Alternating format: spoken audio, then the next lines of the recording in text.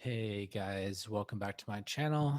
My name is Ray. I am a detransition male, and today we have another video today about the transgender movement or the gender identity movement as a new religious movement or a cult. I want to be clear that I'm not talking about all transsexualism necessarily, or all trans people. I'm just talking about specifically gender identity ideology, which is the form of transgenderism that is particularly centered on the discovery of one's gender identity and the use of social media to proliferate that way of thinking. And I have this article here from Psychology Today. 12 signs that someone may be involved in a cult. And I just want to um, look at some parallels between the trans movement and this article. So, common stages in the life cycle of a cult. Okay, the big idea. A leader or leaders propose a new transcendent idea that promises a panacea solution for alienated and vulnerable people. This is discovering your gender identity. This big idea promises to solve all problems, to end loneliness, isolation, and a sense of personal failure. So, when you discover your gender identity, when you discover that you're trans or non binary, this is supposed to put an end to your depression, your anxiety, your problems. It's sort of like a eureka moment that explains all the reasons why you've had mental health problems, all the reasons why you've been miserable. It's supposed to explain all your, problems in your life. This discovery of a trans identity, a gender identity. Um, there's usually a charismatic leader or a single text with its own coded language that spreads the big idea. Well, in the trans cult, there's not a single charismatic leader, but there are plenty of influential influencers and celebrities, and there are some well-known texts. There's a lot of famous essays online that sort of help people quote unquote crack their eggs. I've talked about one of those essays in the past, like an egg cracking essay. So there's a lot of these egg cracking essays that get passed around social media that are, so you're supposed to read them and it's going to crack your egg and you're going to learn your true gender identity. There's also in queer theory, there's texts like, gender trouble and stuff like this. Okay, so love bombing. Cult leaders and early devotees recruit from a wider population through love bombing and promising a new start, a hope for a future of love, belonging, and salvation within a community of people who all believe in the big idea. As a new recruit, you become one of the chosen to whom the truth is revealed. You are loved and saved. So, the trans community, the LGBT community, it's all about rainbows and love and acceptance, and everyone's really loving, and it's a very loving, community. And if you come out as trans, you get, immediately love bombed, like, oh, like, you go girl, so proud of you, so brave, so courageous, and then you get immediately affirmed in your new gender identity, even if you haven't taken any steps to actually transition or anything, you just immediately affirm, oh, you're so beautiful, you're so amazing, you're so brave, and you sort of look forward to this hope for the future of love and belonging. You join like Reddit groups and local support groups, and you join Discord groups, and you just immediately get wrapped in these communities. It's like a very much like a community of like-minded people, and they're all sort of using very positive language. There's like a trans subreddit called Trans Positivity, where it's all about positivity. So when you first join the trans cult, it's very positive. It's like life changing, and it's all about the big idea of discovering your true gender.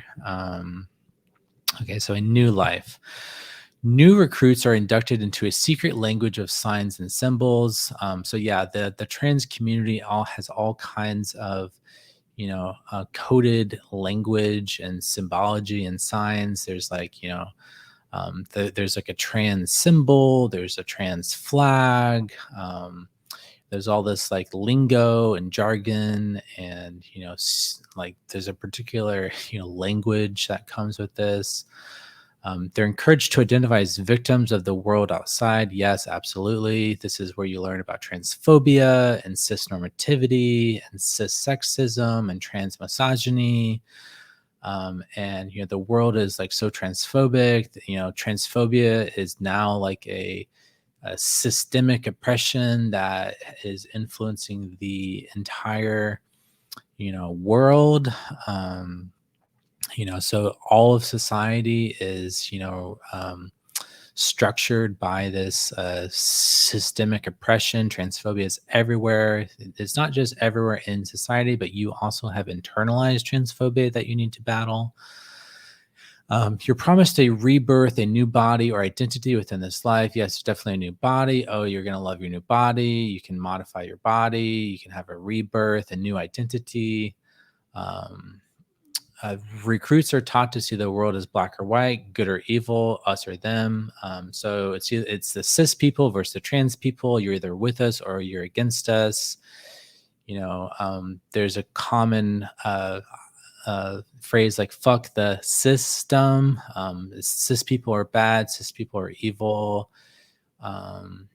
It's very black and white. You're either a bigot or you're not. You're either transphobic or you're not. You're either on the right side of history or you're not. This creates tight group unity, which is enforced by rote learning and the cult slogans. Trans women are women, trans men are men, non-binary people are valid. Protect trans kids. That's like another common one. Protect trans kid. Trans women are women. These are sort of like, the cult slogans, and these beliefs are often illogical as a test of true belief. So trans women are women. Well, what are women? Women are people who identify as women. So trans women are women because they identify as women.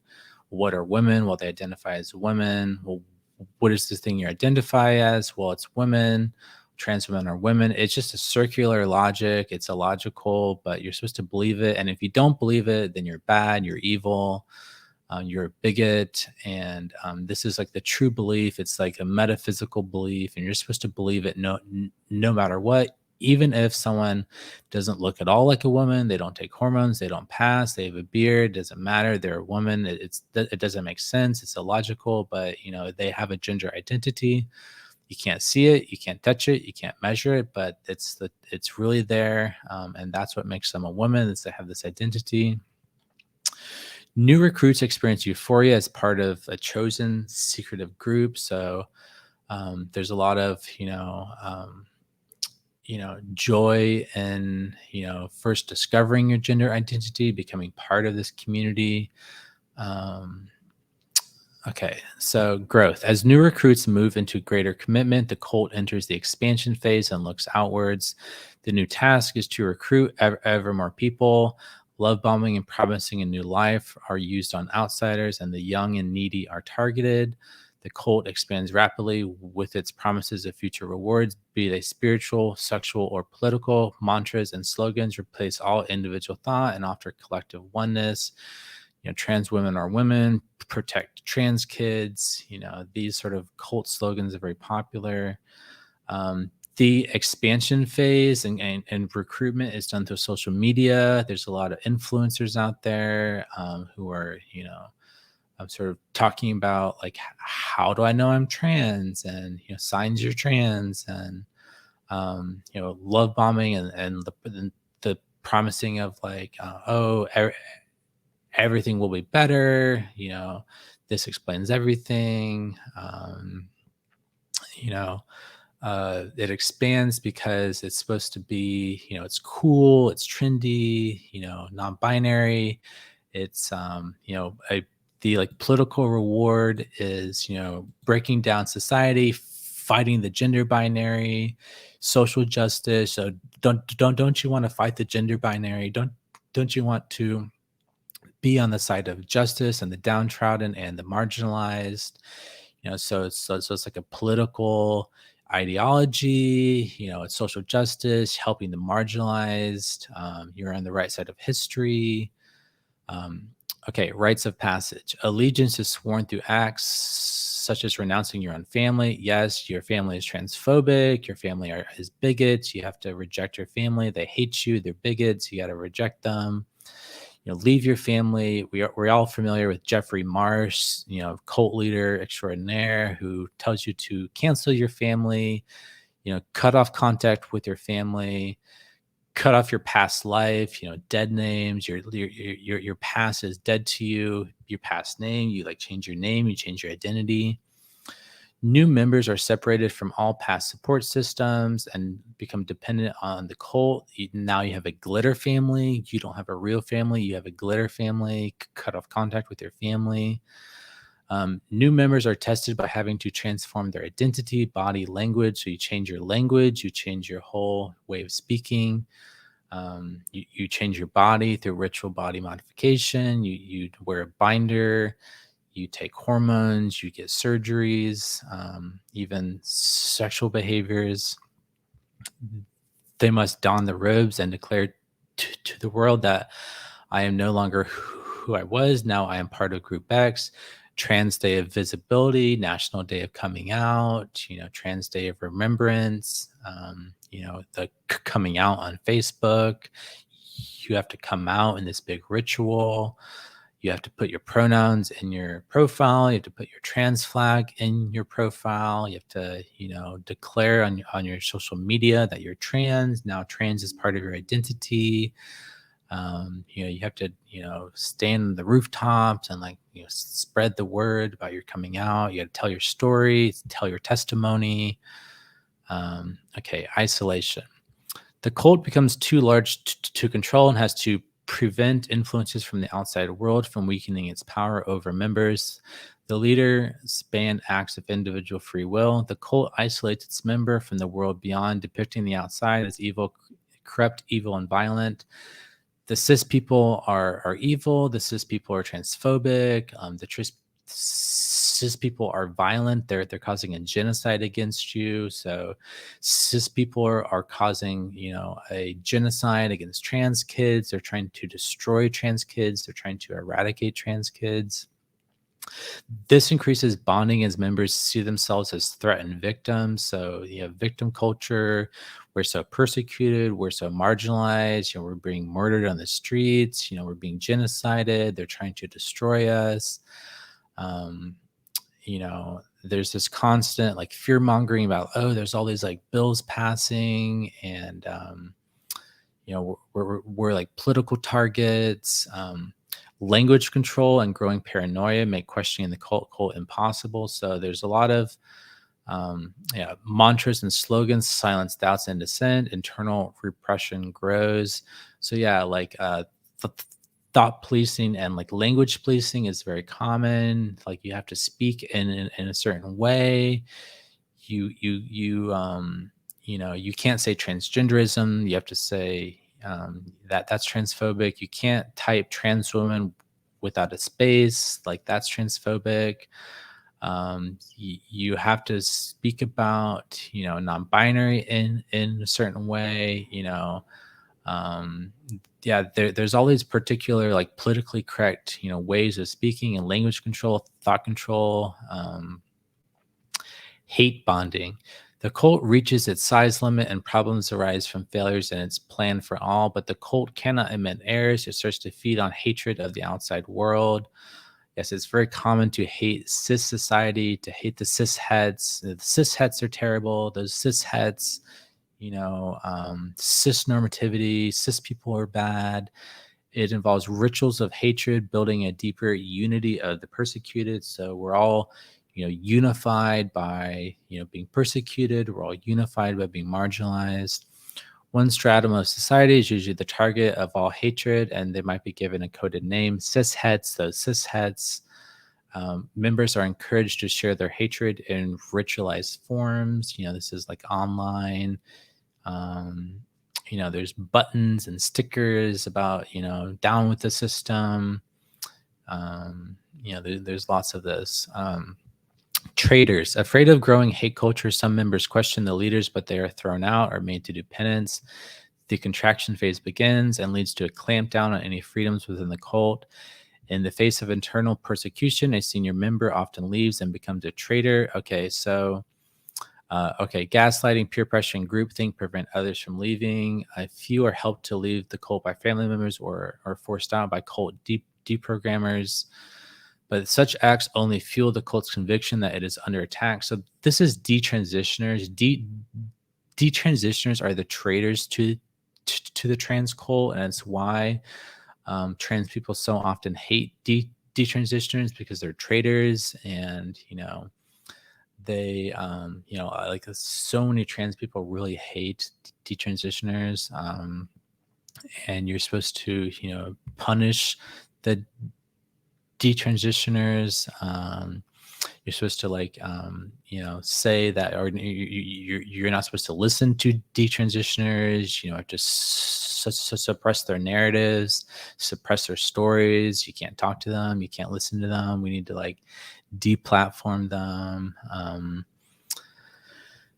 Witch hunts. Internal trials within the cult weed out all potential traitors. So this is the famous, how the left destroys itself from within. This is the trans medicalists versus the too cutes. People who, there's all these internal divisions, like non-binary versus, binary, transsexual versus transgender, true trans, who's true trans. So, you're not true trans. You're not political enough. You're not fighting cis normativity enough.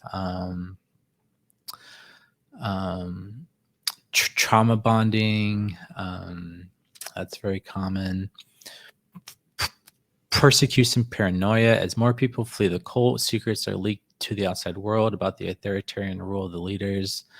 External law. Okay, so not everything on this list is exactly analogous, just because the trans cult is decentralized. There's not like a central leader or anything like that.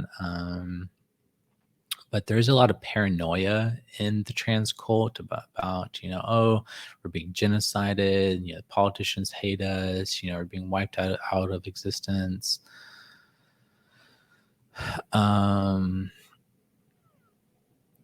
Okay, so these last ones are not as relevant, because this is more like a Jonestown type, or like real more centralized cults with like a charismatic leader. But hopefully I have illustrated that why that this is important. Once a person is inducted into the early stages of a cult, it is very hard to help them get back out again, due to the emotional manipulations that cults employ and the vulnerabilities they exploit. No cult actually believes it is a cult. So early identification of cult behaviors in any religious movement, self-help group, identity group, or political movement is essential in helping recruits escape from their grasp. So yeah, the trans cult doesn't think they're a cult. They're just it's like a self-help group. They're just helping each other. It's an identity group. They're just they just have this identity. It's a political movement. They're fighting for justice, fighting against the system, fighting against the gender binary, fighting for marginalized people. So, but I think it's important to educate people about this. So, okay, that's the video for today. Thanks for watching. Take care. Bye.